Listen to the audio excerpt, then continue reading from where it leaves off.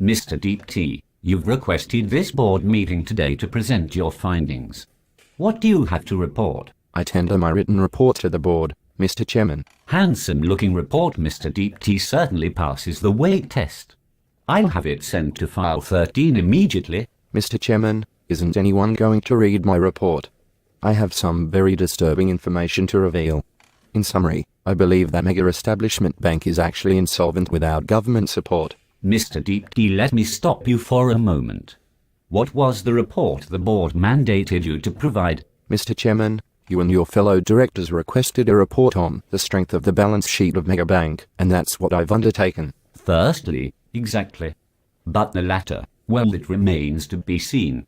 You understand, Mr. Deep T, that I and my fellow directors have been responsible now for Mega Bank for quite some time through periods of adversity and tremendous growth. Have you ever run a Mega Bank, Mr. Deep T? Well, no, and we know that. You certainly have wonderful qualifications to advise this board on Mega Bank's balance sheet, but we did not ask you to tell us how to do our job. Mr. Chairman, I'm just carrying out my mandate for the benefit of all stakeholders. Maybe you've misunderstood, Mr. DT. When a board asks you to advise on the strength of the balance sheet, you are to tell the board how strong the balance sheet is.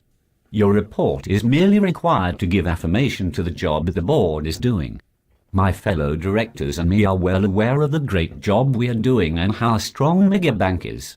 But it's necessary for matters of remuneration, bonuses, removal of conflicts, etc., that a suitable party, independent of course, confirms what we already know. You do understand, Mr. DT, don't you? Mr. Chairman, I must object. My findings contain vital information and it's the board's responsibility to analyze and act on. Okay, Mr. Deep T, to show respect to the work you've done, you can run through your findings. At the very least, it may provide some amusing anecdotes for client dinners. Thank you. Let's firstly look at the bank's assets. Since Australia's 4 largest banks were merged into Mega Bank, the biggest asset class on the balance sheet is residential mortgages, and they account for 60% of assets and 85% of Australia's total mortgage book. I know, Mr. Deep T, the genius of Mega Bank was to harness Australian housing mortgages into the largest residential mortgage book in the world. This has resulted in Mega Bank achieving mega returns on equity at insignificant risk because of the high quality of those mortgages. I'd like to thank myself for implementing such a magnificent strategy. If I can continue? My analysis reveals that the future performance of Australia's residential mortgages may not match the past, and if not, then the future of Mega Bank is very bleak indeed. Future performance of the mortgage book depends on many factors. From the mortgagee's perspective, future performance depends on the ability of borrowers to make payments and the value of the collateral, that is, house prices. There we have it in one. Mr. Deep T, Australia has the best borrowers in the world, with the best global arrears performance over the last 15 years. Together with low unemployment, we also have the strongest housing market in the world, which will continue due to housing shortages caused by immigration and lack of supply. In a word, strong. Can we adjourn for lunch? I agree with your situation outline, Mr. Chairman, but can Australian mortgagors continue to perform? Australian residential mortgages are equal to about 100% of annual GDP, close to the highest in the world. This is a very heavy debt burden, which is continually being transferred to a new generation of borrowers. My analyses, outlined in the report, reveals that many borrowers are the working poor, with far too much income being used to service mortgages. This may not be a problem whilst house prices are rising as they've been for most of the last 15 years. But absent the collateral value increase, the system is very delicately poised. That is, Mr. Chairman, significant borrower repayment risk is now intrinsic to Mega Bank's asset base. Mr. Deep T, Mega Bank has the most sophisticated borrowing servicing calculator in the world. All borrowers are strongly tested for income, expenses and the ability to make their mortgage payments in a time of increasing interest rates. Australia's average income to median mortgage ratios is in line with many Western countries. Unemployment is low and the outlook for interest rates is low. No problem here. Tilting at windmills. Move along, I say. I agree with the intention, Mr. Chairman, but digging deeper reveals the real risks.